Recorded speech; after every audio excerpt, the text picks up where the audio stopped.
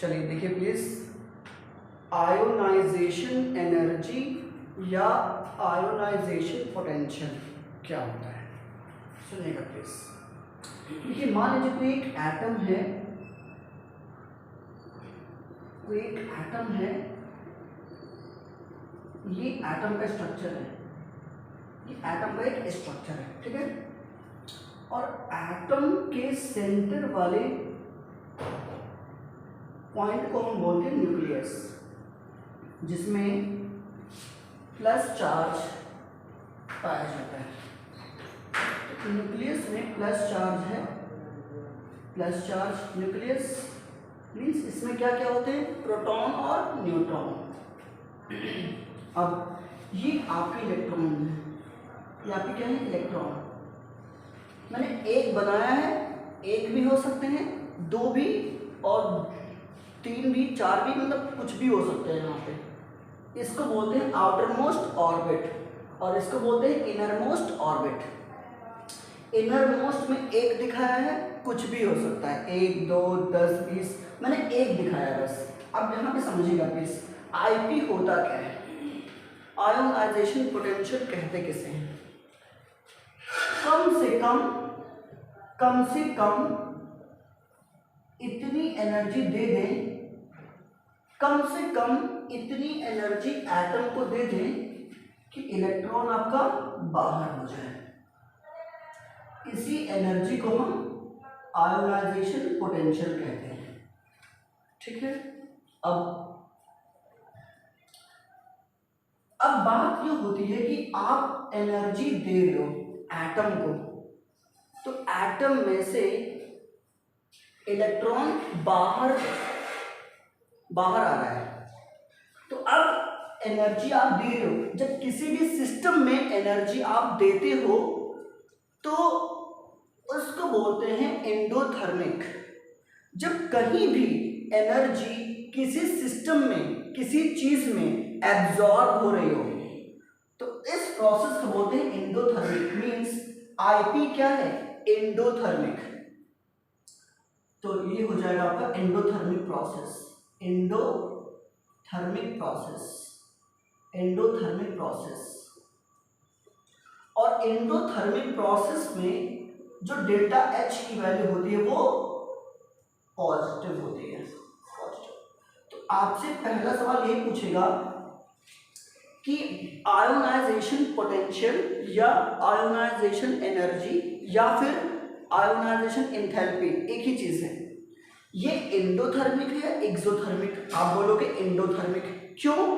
क्योंकि एनर्जी किसी सिस्टम में एब्जॉर्ब हो रही है।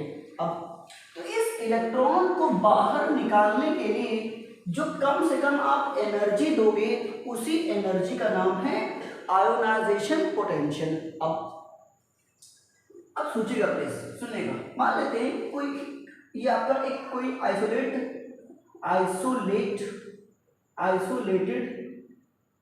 एटम है। अच्छा, अब ये आइसोलेटेड एटम का मतलब क्या है? देखिए, अगर ये एक एटम है, कोई भी एटम हो सकता है, कोई भी एटम हो सकता है। अब ये एटम है, तो अगर ये एटम किसी कंबाइंड फॉर्म में होगा, कंबाइंड फॉर्म में, तो इस कंबाइंड की वजह से इस एटम में से इलेक्ट्रॉन को निकालना बहुत मुश्किल होगा, क्योंकि वो कंबाइंड में है। तो पहले आप इसको उस कंबाइंड मॉलिक्यूल में से एक एटम को आप निकाल दो, जिस एटम से आपको इलेक्ट्रॉन निकालना है, उस एटम को आपने बाहर कर लिया। मीन्स जो बंचिंग थी, जो ग्रुपिंग है पूरे मॉलिक्यूल्स की, उन मॉलिक्यूल में किसी एक एटम को आप बाहर निकाल लीजिए। अब जब बाहर निकाल लोगे तो ये एटम अकेला हो जाएगा। अब इसी अकेले एटम को बोलोगे आइसोलेटेड गैसियस एटम या आइसोलेटेड एटम। अब इस अकेले एटम में से एक इलेक्ट्रॉन को निकालना आसान हो जाएगा, और इसी एक इलेक्ट्रॉन को निकालने के लिए मुझे एनर्जी देनी पड़ती है। इसी एनर्जी को हम बोलते हैं आयोनाइजेशन पोटेंशियल। अच्छा, अब अब मान लेते हैं कोई भी एक एटम है, कोई भी एक एटम है एम, कोई भी एक एटम है एम। एम क्या है? एटम या कोई भी मेटल, मेटल, ठीक है। ये कोई एक एटम है, एटम। अब ये अभी गैसियस एटम में है, अभी कोई चार्ज नहीं है, अभी ये न्यूट्रल है। अब इस एटम में से अगर आप इलेक्ट्रॉन को निकालोगे तो एनर्जी देनी पड़ेगी। इसी एनर्जी को हम बोलेंगे IP, IP one, IP one. अभी आईपी वन समझा रहा हूं क्या चीज होता है आईपी वन। अब ये मेटल एटम आपका M+1 बन जाएगा। क्यों? आपने एक इलेक्ट्रॉन को निकाल दिया, और एक इलेक्ट्रॉन को निकालने के लिए एनर्जी आपकी खर्च हुई कितनी? आईपी1। अब बताइए, जब इसमें से आप इलेक्ट्रॉन निकालोगे, जब इसमें से आप इलेक्ट्रॉन निकालोगे तो अब सोचिए इलेक्ट्रॉन का नंबर इसमें तो कम हो जाएगा, इसमें प्रोटॉन का नंबर एक बढ़ गया। एक्चुअली बढ़ता नहीं है, वो इलेक्ट्रॉन के कंपैरिजन में एक प्रोटॉन बढ़ गया। अब जब प्रोटॉन बढ़ेगा तो न्यूक्लियस के अंदर प्लस चार्ज बढ़ेगा, तो बाहर में जो भी इलेक्ट्रॉन और भी होंगे उनके बीच में अट्रैक्शन बढ़ जाएगा। अब जब अट्रैक्शन बढ़ेगा तो अब सोचिए ये न्यूक्लियस, ये प्रोटॉन और ये इलेक्ट्रॉन, इनके बीच में जब अट्रैक्शन बढ़ेगा तो इस इलेक्ट्रॉन को बाहर निकालना और मुश्किल हो जाएगा।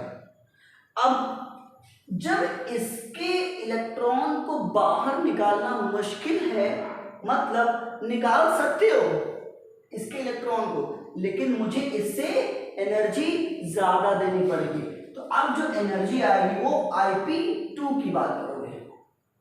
Ip2 का मतलब ये हो गया कि अब हम इसमें से इलेक्ट्रॉन को निकालने जा रहे हैं।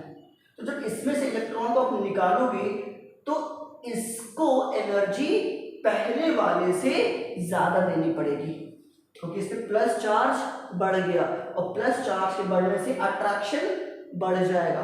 और जब अट्रैक्शन न्यूक्लियस और आउटर मोस्ट इलेक्ट्रॉन के बीच में अट्रैक्शन बढ़ेगा तो उस आउटर मोस्ट वाले इलेक्ट्रॉन को बाहर निकालना मुश्किल हो जाएगा। तो मुझे एनर्जी और बढ़ानी पड़ेगी, तो मैं एनर्जी और इसको दे दिया।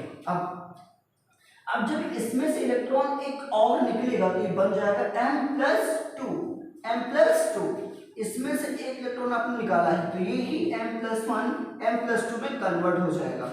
अब जब M+2 हो गया, इसका मतलब प्लस का नंबर और बढ़ गया। अब प्लस का नंबर और बढ़ गया, जब प्लस का नंबर बढ़ेगा तो न्यूक्लियस पे चार्ज और बढ़ गया, न्यूक्लियस पे चार्ज और बढ़ गया। और जब न्यूक्लियस पे चार्ज बढ़ेगा तो इलेक्ट्रॉन और न्यूक्लियस के बीच में अट्रैक्शन और बढ़ जाएगा। इस प्रोसेस को एक नाम देते हैं, कहते हैं effective nuclear charge. Effective nuclear charge होता है न्यूक्लियस और इलेक्ट्रॉन के बीच में अट्रैक्शन जितना ज्यादा होगा उसमें इफेक्टिव न्यूक्लियर चार्ज उतना ही ज्यादा होगा। अब ये प्लस चार्ज बढ़ने का मतलब ये हो गया कि आउटर मोस्ट इलेक्ट्रॉन और इस प्लस के बढ़ने से अट्रैक्शन बढ़ेगा। अब खुद सोचो, जब बेटा इसमें से इलेक्ट्रॉन अगर आपको निकालना है तो और अट्रैक्शन बहुत ज्यादा है। जब इलेक्ट्रॉन को आपको निकालना होगा तो बताइए इससे एनर्जी ज्यादा देनी पड़ेगी ना? यस, इसका मतलब इसमें एनर्जी Ip3 खर्च होगी, Ip3। अब ये बन जाएगा M+3 और एक इलेक्ट्रॉन आपने और निकाल लिया इसमें से। मतलब क्या हो रहा है, जैसे ये सेम मेटल है, यहाँ पे एक ही एटम है, एक एटम है। अब एक एटम की बात करोगे तो हर एक एटम में एक एक इलेक्ट्रॉन निकालने पे एनर्जी बढ़ती चली जाएगी। मतलब पहले न्यूट्रल था, आपने एनर्जी दी, Ip1 देनी पड़ेगी। अब M+1 बन गया, M+1 बनने से क्या होगा, न्यूक्लियस चार्ज बढ़ेगा, मींस न्यूक्लियर चार्ज इंक्रीज करेगा तो अट्रैक्शन इलेक्ट्रॉन और न्यूक्लियस के बीच में बढ़ जाएगा। अब इसमें से इलेक्ट्रॉन निकालना और मुश्किल, मींस मुझे एनर्जी और बढ़ानी पड़ेगी। एनर्जी आपने Ip2 दे दी, अब ये बन गया।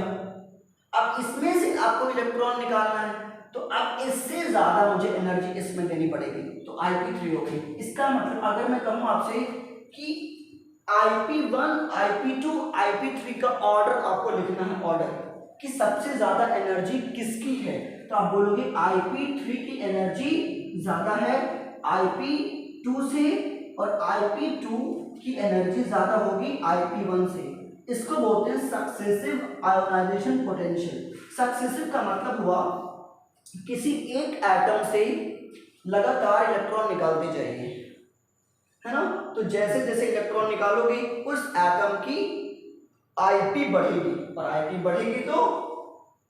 बढ़ेगी तो आपका ये सक्सेसिव ऑर्डर हो जाएगा।